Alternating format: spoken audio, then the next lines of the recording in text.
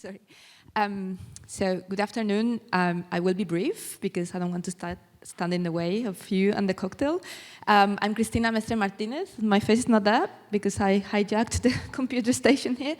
But yeah, I am the project advisor for Prospect Plus, and I work for CINEA. CINEA, for those that don't know, is the European Climate Infrastructure and Environment Executive Agency. And the mission of the agency is to implement a portfolio of funding programs on behalf of the Commission. Funding programs such as LIFE, which is quite popular, Horizon Europe, also popular, and others, for example, Connecting Europe Facility.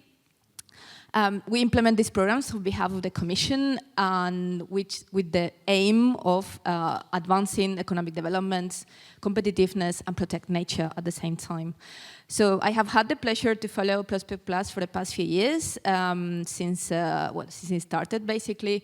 Yeah, it's been a pleasure and to see the conclusion of the project right now. I want to, I will thank, of course, the team of Prospect Plus, but also the panelists today for bringing all these views. It's key, it's important to bring these experiences in this type of events and fora, and to keep the conversation going. I have noted a number of challenges that different panelists have brought. Challenges, but also the solutions. That was a quite nice ending of the event, all the solutions, all the proposed ideas coming from the cities. Yeah, so there have been a number of challenges mentioned. I will not mention all of them, but yeah, for example, yeah, the need for testing and piloting that Vlasta were mentioning. We're not going to be calling piloting anymore. The disconnection between the top-down and the bottom-up levels, and the need for this advancement of multi-level governance and discussions among the different levels of governance. This idea of the tailor-made versus replicable solutions conundrum, and how both are useful at different moments. So yeah, just wanted to thank all the panelists for these views. I think one key message I want to say is that this collaboration among yourselves, among the different peers, is absolutely essential. There are many initiatives that support these kind of collaborations and the different, these different fora to communicate and to exchange. I will mention a few which have been already mentioned, actually, so not bringing anything new.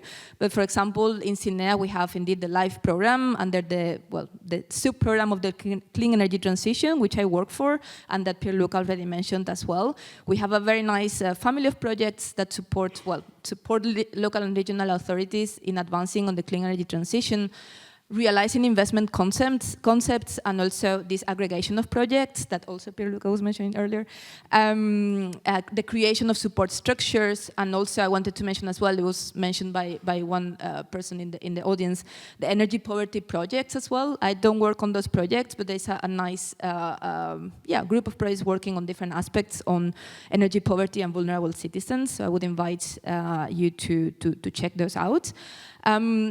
The EU City Facility, I think a number of you are familiar and participate or have benefited from the lump sums that are provided to municipalities.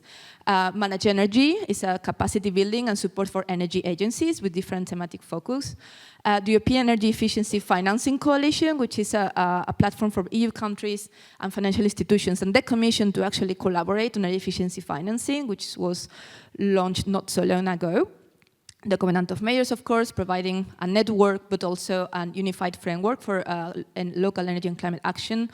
And also the Smart Cities Marketplace, which supports and provides assistance for financing sustainable urban projects. So yeah, I was mentioning we really boost the collaboration within these platforms and beyond. And also to put the efforts in providing the valuable feedback that you collect with your projects, with your practices on the day-to-day, to those who need to hear the feedback, for example, in events such as this one. I just wanted to highlight as well that in CINEA and under the program that I work for, CINEA, the Life Clean Energy Transition, we remain committed to these aspects and to supporting, particularly related to the topic of today, advancing the clean energy transition in cities and regions, supporting local and regional authorities on financing aspects, but in many other aspects as well. And I wanted to highlight as well that I know we've been talking about financing, but I'm going to talk about grants. We have our next call for proposals is going to be, is expected to be published on the 24th of April, 2025, all this to be confirmed. And with a deadline to be confirmed again on the 23rd of September, 2025. So please stay tuned for all these final dates and also for the final list of topics that is yet to be finally confirmed and published. But we can expect that the call for proposals will include similar thematic areas on local authorities and regional authorities, on bundling of investments, and so on and so forth. Please stay tuned on this. There will be, check the live program website, and there will be an info day coming up on this in mid-May. Yeah, finally, just a final word, so we can all move on to the reception. Congratulations to the team, congratulations to the panelists. Yeah, for the dedication you've put into supporting many municipalities and regions, not only the past 3.5 years, but in the edition before that. And yeah, hopefully the collaboration will continue and all this can move along further. Thank you.